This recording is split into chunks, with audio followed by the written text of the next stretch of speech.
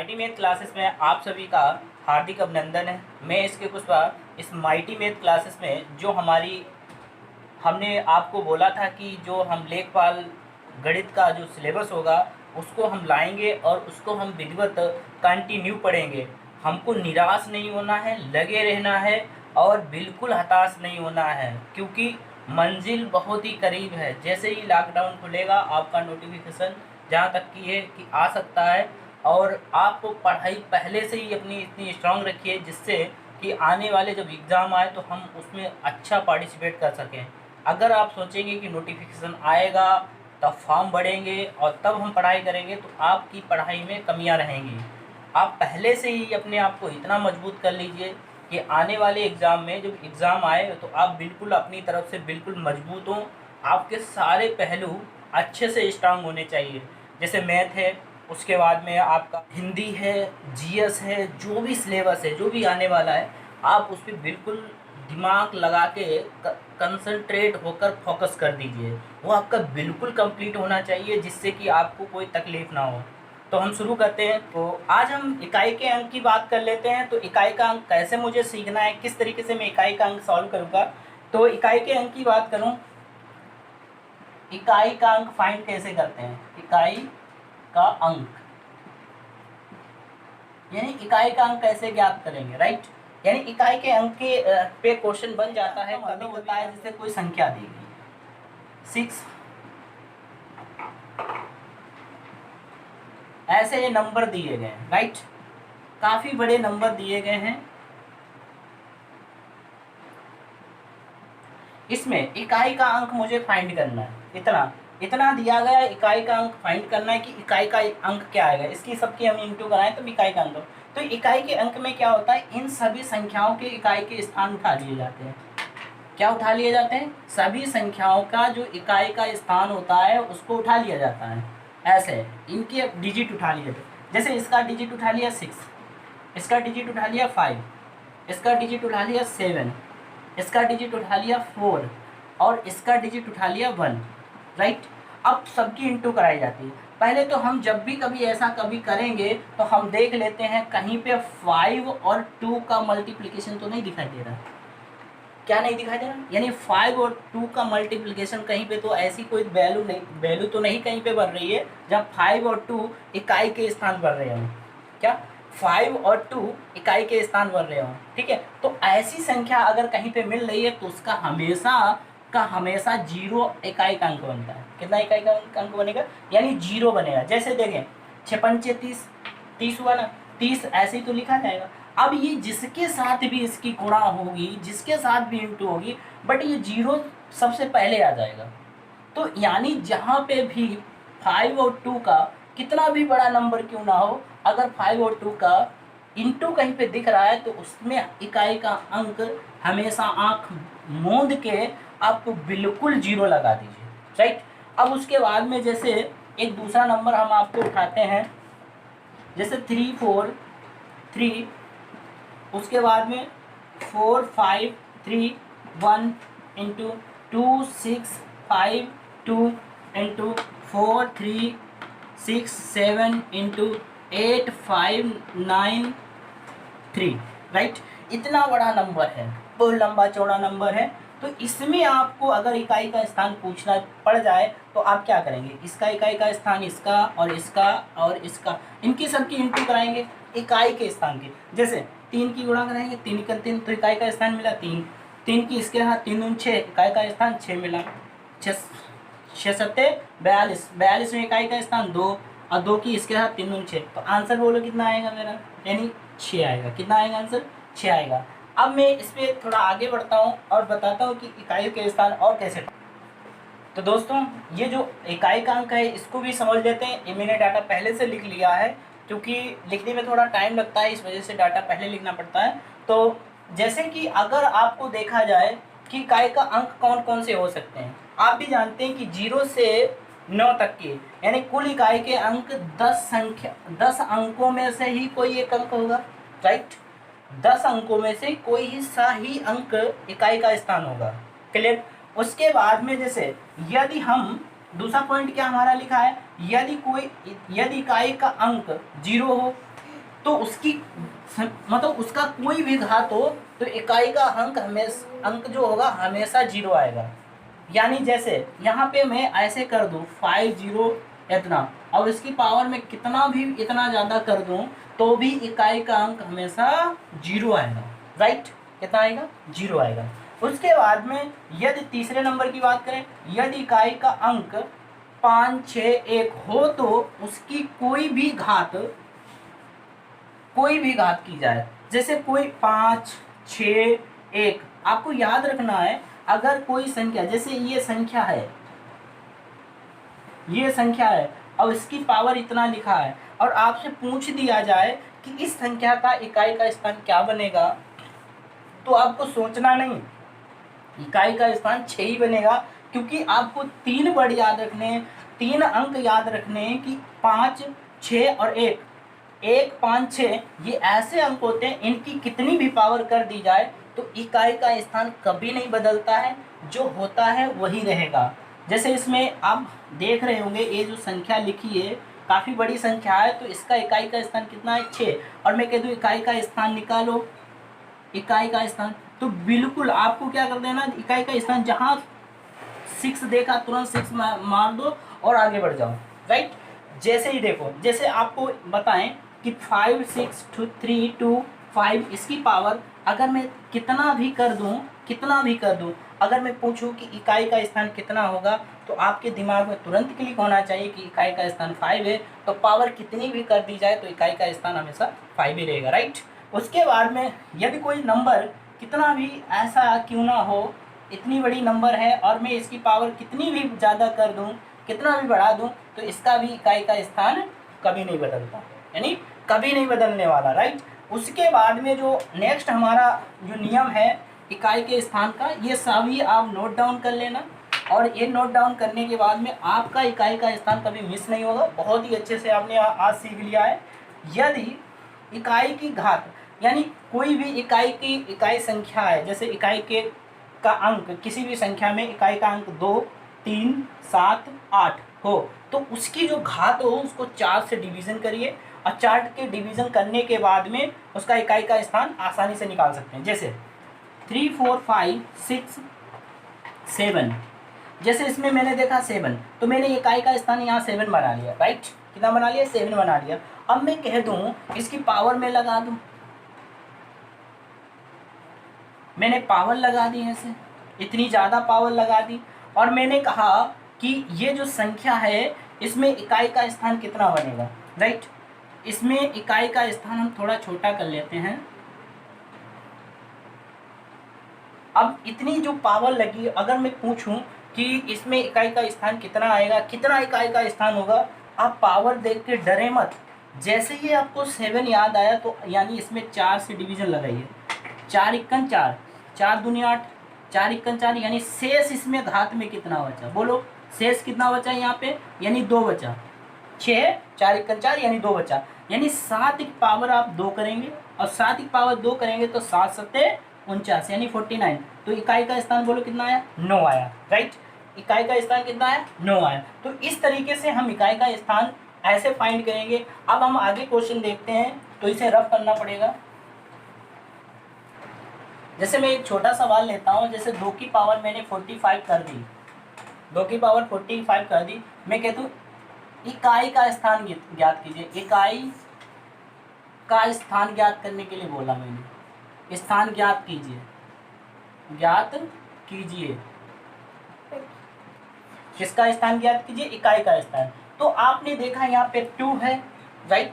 कितना है? 2 है। तो आप इसकी पावर में 4 से डिवीजन करिए, 4 इक्कन 4, 4 इक्कन 4, 4 इक्कन 4, यानी कितना आया? शेष कितना आया? यानी शेष आया आपका 1, यानी 2 की पावर आप क्या करेंगे? 1 करेंगे, यानी आंसर कितना आएगा? 2 आएगा, राइट। तो इस तरीके से हम निकालेंगे। एक और क्वेश्चन आपको बताते हैं। जैसे दूसरा क्वेश्चन हम आपको उठा लेते हैं कि 137 पावर कितना कर दें? 147 कर दें। अब मैं कहूँ इकाई का स्थान ज्ञात करिए। जैसा आपने 7 देखा तो मैंने कहा था 7, केवल आपको याद रखना है अगर किसी इकाई के स्थान पे 5 आ जाए, 6 आ जाए, 1 आ जाए तो इकाई का स्थान हमेशा 1 होता है, राइट। मतलब वही संख्या होती है, 1 नहीं, वही संख्या होती है। उसके बाद में यदि 2 आ जाए, 2 आ जाए, 4 आ जाए, 7 आ जाए, तो इन संख्याओं के इकाई के स्थान में 4 से डिवीजन करते हैं। तो ये यहाँ पे 7 है, 4 से डिवीजन करना पड़ेगा। 4 तियाँ 12 बचे कितने 2, राइट। 4 6 24 बचे कितने 3, यानी 7 की पावर अब कितना करना पड़ेगा 3। तो 7 की पावर 3 करेंगे तो 7 का क्यूब 343 होता। तो इकाई का स्थान बोलो कितना बना, इकाई का स्थान बना 3, राइट। इकाई का स्थान कितना बना 3 बना। उसके बाद में अब हम क्वेश्चन को, हाँ, तो इस क्वेश्चन को हम लोग समझते हैं। और अब हम क्वेश्चन की जो होगा कि सारे क्वेश्चन कराएंगे, जितना भी मेथड था वो मैंने सभी आपको बता दिया है।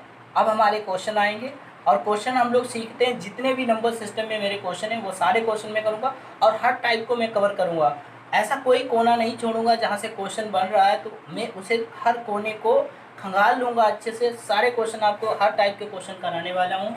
तो जैसा कि क्वेश्चन है 51 से 150 तक की सभी प्राकृतिक संख्याओं का योग ज्ञात करना है। कितना ज्ञात करना है, सभी संख्याओं का योग ज्ञात करना है। तो हम देखते क्या है, पहले हमें 1 से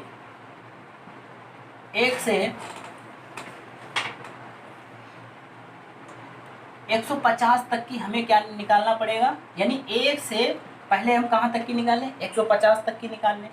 उसके बाद में और यहाँ से उसमें से हम 1 से 50 तक की निकाल दें। कितना निकाल दें 1 से 50 तक की। तो क्या होगा कि इसमें जो नंबर होगा, जैसे 51 से शुरू होगा तो क्या होगा, हमारी इसके बीच की हमें संख्या पता चल जाएगी। यानी पहले हमें कितने की वैल्यू निकालनी है, अगर देखा जाए तो 1 से 50 तक का योग निकालना है। फिर उसके बाद में 1 से 150 तक का योग निकालना है। अब जब हम टोटल 1 से 150 में से जब 50 का योग निकाल देंगे, यानी 150 के योग से 50 का योग निकाल देंगे, तो इसका मिड वाला मेरा योग आ जाएगा, राइट। तो हम 50 तक की संख्याओं का योग का फार्मूला मैंने आपको सिखाया था, n ब्रैकेट n + 1/2, राइट। मैंने ऐसे सिखाया था। उसके बाद में मैंने सिखाया था आपको ये था। उसके बाद में नेक्स्ट हमारा जो था वो था कि इसमें हम वैल्यू सेट करते हैं। जैसे 50 नंबर है, मैंने 50 उठा लिया, राइट। उसके बाद में 50 + 1/2 ऐसे काटा तो कितना हुआ 25, यानी 25 और गुणे 51, राइट। जब हम इसकी गुणा कराएंगे 25 × 25 और 25 बच्चे 125, 125 से 127 कितना आ जाएगा 127 मेरा आंसर आएगा। उसके बाद में अब मैं 150 तक की निकाली, 1 से 150, इसमें भी वही फार्मूला 150 ब्रैकेट 150 + 1, राइट, /2। इसको हम काटेंगे तो 75 आएगा, क्लियर। तो 75 गुणे कितना हो जाएगा हमारा 75 गुणे 151, 75 गुणे 151। तो 75 और 151 की जब हम इंटू कराएंगे तो हमारी इंटू देख लेते हैं कैसे होगी। यानी 75 × 75, 75 का 5 और 75 पंचे हो जाएगा। यानी ओवरऑल जो मेरी इंटू आएगी 11325 आ जाएगी। कितना आ जाएगा 11325 मेरी आंसर आ जाएगा। और इसमें से टोटल में से इतना मुझे निकालना है, यानी 11325 माइनस कितना निकाल देना है 1275। कितना निकालना है 1275। अब लेस करेंगे तो 0 आएगा। यहाँ से ली कैरी, यहाँ हुआ कितना 12 से 5 गया या 7 गया तो कितना बचेगा 5। और यहाँ मेरा कितना बचा, यहाँ पे मेरा बचा आपका 2 में से 2 जाएगा 0, 1 में से 1 जाएगा 0, यानी 1 बचेगा। तो आंसर जो मेरा आएगा कितना आएगा, इतना आएगा। बोलो हाँ या ना, राइट। अब बढ़ते हैं नेक्स्ट क्वेश्चन पे। नेक्स्ट क्वेश्चन को भी देख लेते हैं। तो ये जो मेरा क्वेश्चन है इसमें हमें वर्गों का योगफल निकालना है कि इसमें वर्गों का योगफल कैसे आएगा, तो उसको हमें फाइंड करना है। जैसा कि ऐसा सवाल दिया गया है, इस सवाल को मुझे कैसे डील करना है कि आप क्या करिए कि इसमें जो वैल्यू है जैसे 11, 12, 13, 14, 15 ऐसे 20 तक की है, यानी 20 तक की वर्ग लिखा है। तो पहले आप 1 से 20 तक की निकाल लीजिए, राइट। 1 से 20 तक की वर्ग, यानी प्राकृतिक संख्याओं के वर्गों का योगफल का फार्मूला मैंने आपको बताया था। ये मैंने आपको फार्मूला बताया था, राइट। ये मैंने फार्मूला आपको बताया था। आपने अगर मेरा पहला वीडियो नहीं देखा है तो आप देख लीजिए, उस वीडियो में मैंने सारे आपको फार्मूले बताए हैं, उस इन फार्मूलों पे ये सारे सवाल लगेंगे। अब आप जैसे ही आगे बढ़ते जाएंगे तो इसका स्तर जो हमारा जो लेखपाल गणित का जो स्तर चल रहा है, ये धीरे धीरे और लेवल इसका हाई हो जाएगा। आपको कंटिन्यू मेरे साथ बने रहना है। अगर वीडियो पसंद आ रहा है तो लाइक ज़रूर मार देना, राइट, लाइक मार दीजिए और वीडियो को कंटिन्यू करते रहिए, अपने दोस्तों को भी शेयर कर दीजिए। क्लियर? तो देखते हैं अब इसमें हम 1 से पहले 20 तक की निकालें, यानी हम 20 का निकालते पहले। तो यहाँ 20 रखेंगे और 20 प्लस 1 करेंगे और 20 प्लस इंटू 2 इंटू 1, राइट, और अपॉन में क्या हो जाएगा 6 हो जाएगा। अब 20 गुणे 21 गुणे 40 और 1 41 बटे कितना हो जाएगा 6। अब हम क्या करेंगे 2 से काटेंगे तो 3 आएगा यानी 10 बचेगा। 3 से काटेंगे यानी 7 होगा, 7 तिक्कन 7 होगा, यानी इसकी जब इंटू कराएंगे 7 तिक्कन 7, 7 चौका 28। क्लियर? और ये 0 आ जाएगा, राइट। तो यानी इतना आंसर आ जाएगा। कितना मेरा आंसर आ जाएगा? इतना में आंसर आएगा। तो इस आंसर को 28 70। अब उसके बाद हम 1 से कहाँ तक की ले लें? 10 तक की ले लें। क्लियर? कहाँ तक की लेंगे? 1 से 10 तक की। इसमें से मैं लेस कर दूँगा, मेरा राइट आंसर आ जाएगा। कैसे? 1 से मतलब 1 स्क्वायर, 2 स्क्वायर, 3 स्क्वायर, ऐसे ऐसे हम कहाँ तक की 10 का स्क्वायर तक निकाल लें। और टोटल वाले में से इतना लेस कर देंगे तो मैं आसानी से निकाल सकता हूँ। तो क्या करेंगे टोटल में से, जैसे टोटल अब इसका निकालेंगे 10 गुणे 21 गुणे 11 गुणे कितना हो जाएगा 10 दूनी 20 हो जाएगा 21, 21 बटा 6, राइट। यहाँ से काटेंगे तो 3 आएगा, यहाँ से 5 आएगा, यहाँ से 3 सत्ते 7 आ जाएगा, 77, 77 गुणे 5 यानी 5 सत्ते 35 के 5, 5 सत्ते 35, 35 और 3 38। क्लियर? तो इतने में से इतना लेस कर दो 28। इसमें ये वाला हम लेस कर देंगे 5 8 और कितना 3 लेस करेंगे तो कितना आएगा 5, यहाँ से लिख रही यहाँ 6 तो 8 बचेगा, यहाँ बचा 7, 7 से 4 बचा, 2 बचा। तो यानी इतना मेरा आंसर आ जाएगा। क्लियर? तो इस तरीके से हम लोगों ने कर लिया। अब आगे बढ़ते हैं। पहले हम बात करते हैं 2 से विभाजित होने वाली संख्या। 2 से विभाजित होने वाली, विभाजित यानी 2 से कौन सी संख्या विभाजित होती हैं? तो 2 से वे संख्याएं विभाजित होता है जिनका इकाई का अंक क्या हो, यानी 2 हो, यानी इकाई का अंक सम होना चाहिए। जिनका इकाई का अंक क्या हो, सम हो, वे सभी संख्या इकाई का अंक क्या होना चाहिए, सम होना चाहिए। इकाई का अंक सम होना चाहिए। जैसे मैं बात करूं 4 42 9 72 3 1 7 8 और उसके बाद में 3 4 2, ये सारी हमारी जो संख्याएं हैं, यहाँ पे आप 6 भी लिख सकते हैं, दूसरा नंबर ले लीजिए। हम देखते क्या है यहाँ पे सभी में क्या है, मेरा सम लगा हुआ है। क्या लगा हुआ? सम, यानी सभी सम संख्याएं। तो इन संख्याओं को, ये जो सारी संख्याएं कितने से डिविजिबल हो जाएंगी? 2 से डिविजिबल हो जाएंगी। तो ये हमारा 2 से विभाजिता का नियम है। उसके बाद दूसरे नंबर पे हम बात करते हैं 3 से विभाजित। 3 से विभाजित मतलब 3 से विभाजित कौन सी संख्या होगी? विभाजित संख्या 3 से कौन सी विभाजित होगी? यानी 3 से विभाजित वो संख्या होगी जिन संख्याओं के अंकों का योग 3 से विभाजित हो। जिन संख्याओं के अंकों का योग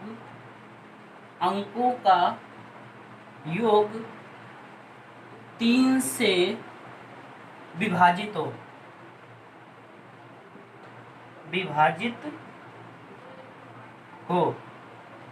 कितने से विभाजित हो?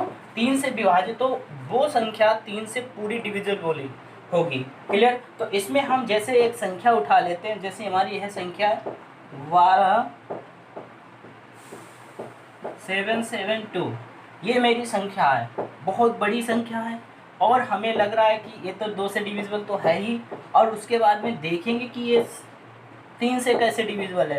तो मैंने आपको बताया कि अंकों का योग, तो अंकों का योग का मतलब इनको हम जोड़ देंगे। जैसे 1 और 2 कितना होता है? 3 और 5 8, 8 7 15, 15 और 7 22 और 22 और 2 24। कुल योग कितना हो गया बोलो 24, जो कितने के डिविजिबल में है 3 से कट रहा है, यानी 3 से कट रहा है, ठीक है, 3 अट्ठे 24, ये पूरा पूरा कट रहा है, ये तो संख्या जो होगी वो 3 से क्या होगी हमारी डिविजिबल होगी, यानी डिविजिबिलिटी 3 की इसमें फॉलो हो जाएगी। अब हम बात करते हैं नेक्स्ट नंबर की। ऐसे ही आपका कोई भी नंबर हो, वो जिनका अंकों का योग अगर 3 से डिविजिबल है तो वो संख्या कितने से डिवाइड हो जाएगी बोलो, यानी वो संख्या हमारी 3 से बिल्कुल परफेक्ट कट जाएगी, राइट, बोलो हाँ या ना, क्लियर। उसके बाद में अब हम तीसरे नंबर की बात करते हैं, 4 से विभाजित संख्या। कितने से? 4 से विभाजित, 4 से विभाजित संख्या।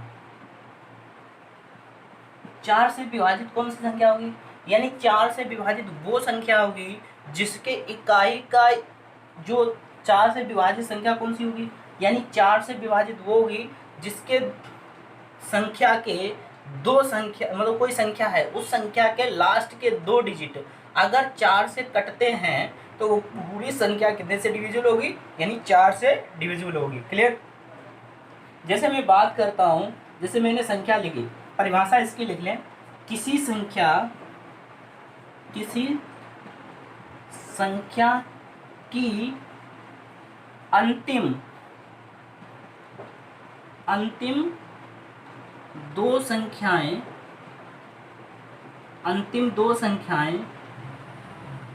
किसी संख्या की अंतिम 2 संख्याएं 4 से विभाजित हों,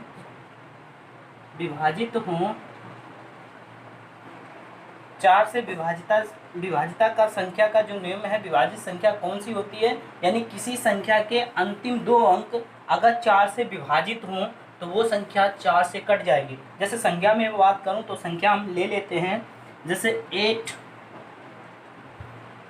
5 3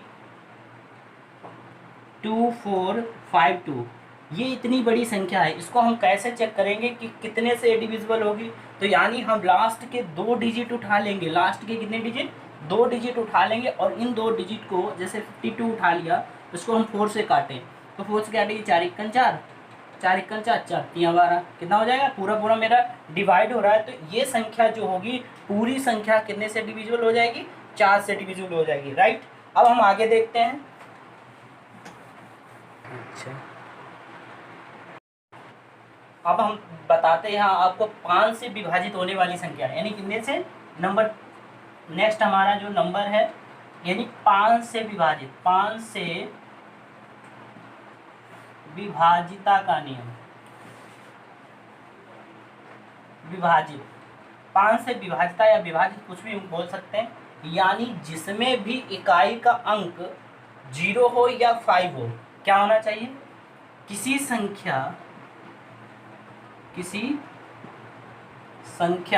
का इकाई का अंक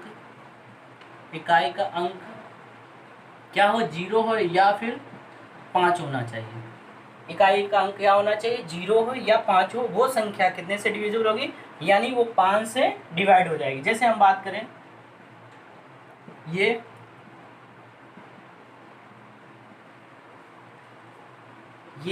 ये सारी संख्याएं आपकी कितने से कट जाएंगी, जैसे यहाँ पे 2 संख्याएं मैंने लिखी, ये दोनों संख्याएं मेरी 5 से डिविजिबल हो जाएंगी। क्यों 5 से डिविजिबल है, क्योंकि यहाँ पे कितना है बोलो 10 है, यानी लास्ट में क्या है मेरा 0 है, और यहाँ पे मेरा कितना है 5 है, तो ये भी मेरी पूरी से डिवाइड हो जाएगी, राइट। उसके बाद में 6 से विभाजित करें, 6 से विभाजित संख्या,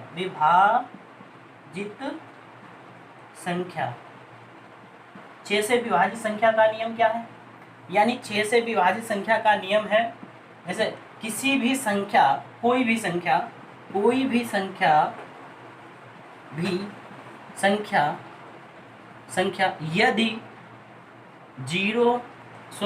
यदि 2 या 3 से विभाजित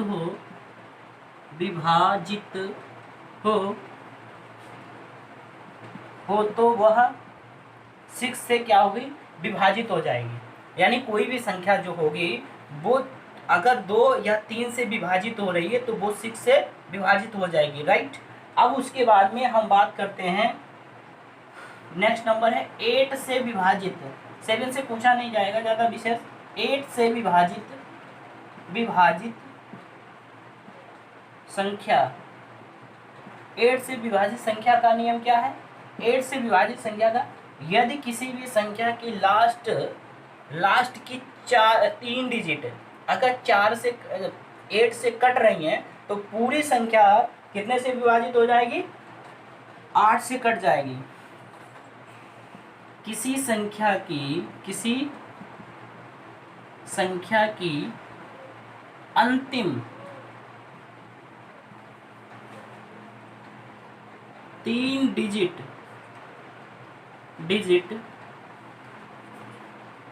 कितने से कट रही हो?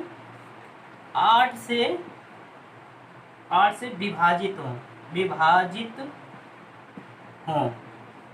क्लियर? कितने से विभाजित हो? 8 से है, तो वो क्या संख्या होगी? वो 8 से मेरी कितना हो जाएगा? डिविजिबल हो जाएगी, मेरी कट जाएगी, राइट। उसके बाद में हम बात करते हैं 11 से। कितने से? 11 से विभाजित संख्या। 11 से विभाजित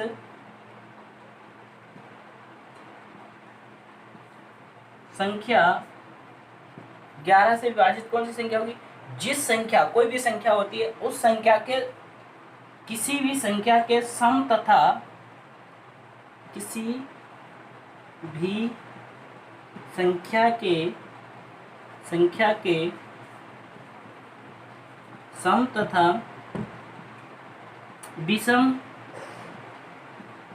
अंकों सम तथा विषम अंकों का योग अंतर, यदि सम स्थान और विषम स्थान के अंकों का योग का जो अंतर होगा, अगर वो आ रहा है तो वो संख्या कितने से डिविजिबल हो जाएगी?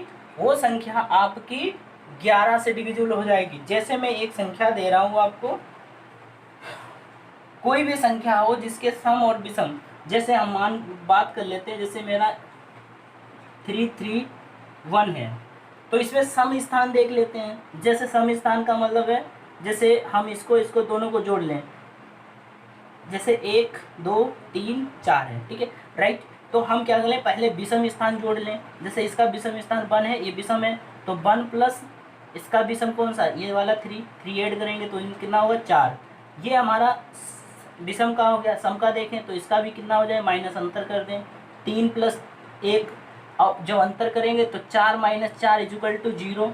तो अर्थात ये संख्या किससे मेरी डिवाइड हो जाएगी? ये संख्या मेरी पूरी की पूरी 4 से डिविजिबल हो जाएगी। ये सॉरी 11 से डिविजिबल हो जाएगी। ये पूरी की पूरी संख्या किससे डिविजिबल हो जाएगी? यानी 11 से डिविजिबल हो गई, राइट।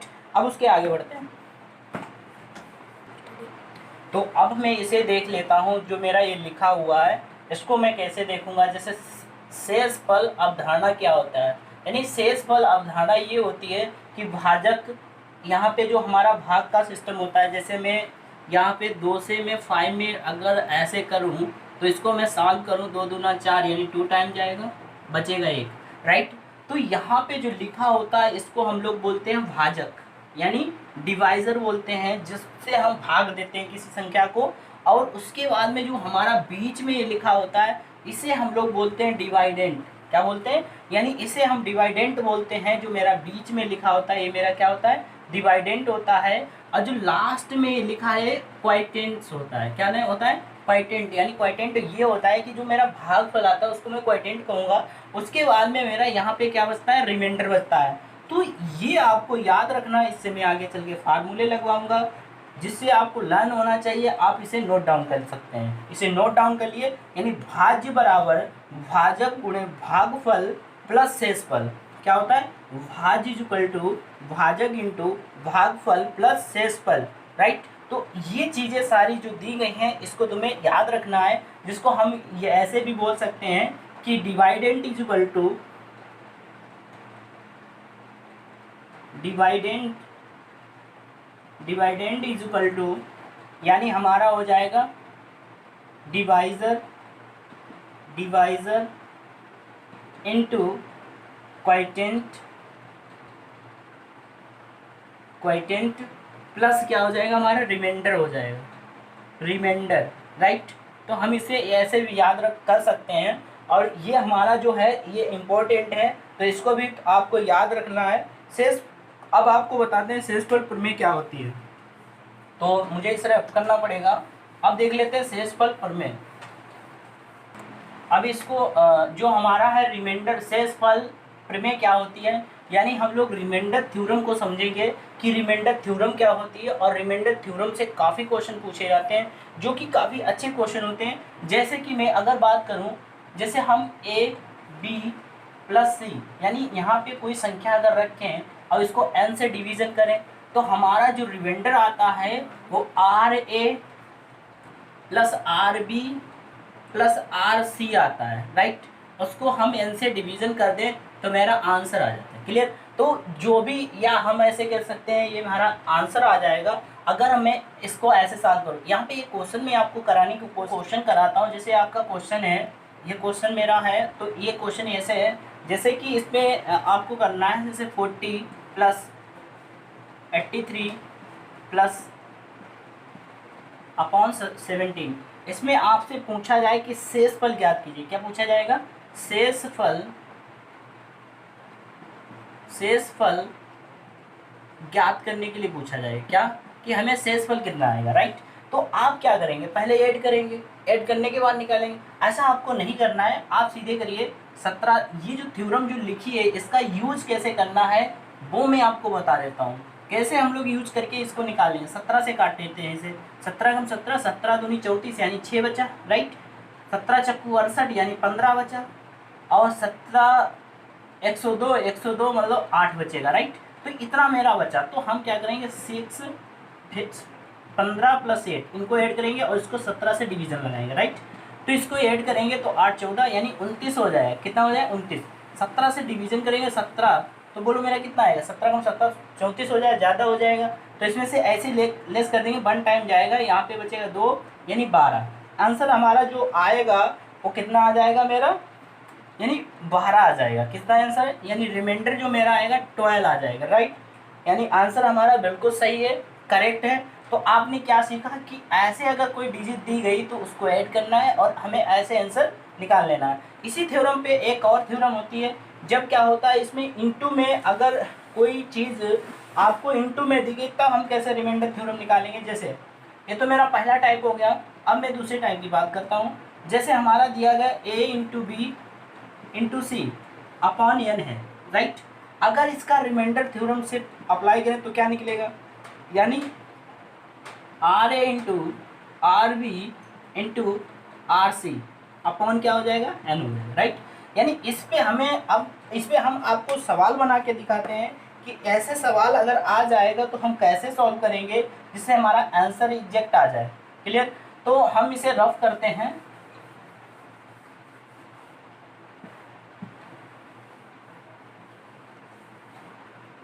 तो एक सवाल हम आपको बता रहे हैं, जैसे a into B into C upon N, यानी इतना जब दिया गया हो, जैसे कि अब मैं बात करूँ 17 इंटू 18 इंटू 15, और इसको मैं 8 से डिवीज़न कर रहा हूँ, 9 से मैंने डिवीज़न कर दिया। अगर मैं कहूँ रिमाइंडर कितना आएगा, क्या कहूँ कि रिमाइंडर किसमें कितना आएगा, यानी रिमाइंडर में फाइंड करूँ, तो आप कैसे फाइंड करेंगे। 8 9 का पहाड़ा पड़िए, 9 1 9 9 दूनी 18 ज़्यादा हो जाएगा, 9 1 9 यानी 9 1 9, यहाँ पे हम 19 कर लेते हैं, उस डिजिट चेंज कर लेते हैं। तो 9 1 9 यानी यहाँ पे 8 बचेंगे, राइट। और यहाँ से काटेंगे तो यहाँ बोलो कितना बचा, 1 बचा। यहाँ से काटेंगे तो यहाँ कितना बन जाएगा, यानी यहाँ पे बन जाएगा 9 1 9 यानी 6 बचेगा, क्लियर। कितना बचा, 6 बचा। अब हम क्या करेंगे, रिमाइंडर थ्योरम में क्या होता है कि इसको हम जब डिवीज़न करेंगे तो हम देखेंगे मेरा कितना आंसर आएगा। इसको हम जोड़ लें, इसको जोड़े तो कितना हो जाएगा, यानी 7 8 7 15, कितना हुआ 15, यानी 15 बटे कितना हो जाएगा 9। और 9 से काटेंगे तो बोलो मेरा कितना आया शेष कितना आया 9 1 9, यानी 6 मेरा क्या आ जाएगा, शेषफल आएगा, यानी रिमाइंडर आ जाएगा। कितना आएगा, रिमाइंडर आ जाएगा। कितना आएगा रिमाइंडर, यानी 9 वो 6 आंसर आ जाएगा, क्लियर। कितना आ जाएगा, 6 आ जाएगा। ऐसे ही हम आगे बढ़ते हैं और नया टाइप सीखते हैं। दूसरा जो अभी मैंने आपको बताया था उसी पे मैं कर रहा हूँ, जैसे 13 336 इंटू 1355 इंटू 2611 इंटू 75, राइट। उसके बाद में अगर मैं इसको डिवीजन करूं और मैं कह दूं कि शेषफल कितना आएगा, शेषफल कितना आएगा, राइट। तो इसको करने में अगर देखा जाए ऐसे हम सीधे करेंगे तो शेषफल अगर निकाला जाए तो काफ़ी समय लगेगा और हम उलझ भी जाएंगे, और ऐसा भी हो सकता है कि हम ना कर पाएँ, तो ज़्यादा समय लगेगा। तो इसको हम 60 कैसे कर सकते हैं, जैसे 13 का टेबल पढ़ते हैं तो 13 बन जा 13 यानी 13 एकम 13, 13 दूनी यानी 13 दूनी 26, 33 39 हुआ, 39 में 33 39, 39 में 3 ज़्यादा हो गया यानी -3 करो, यानी माइनस का 3 कम है, क्लियर। 13 13 एकम 13, 13 चक्कू 52, कितना हुआ 13 चक्कू 52 यानी प्लस का कितना हो गया 3 हो गया, राइट। उसके बाद में मैं इसको करूँ 13 दूनी 26 और 13 दूनी 26, 13 एकम 13 माइनस का 2 हो जाएगा, क्लियर।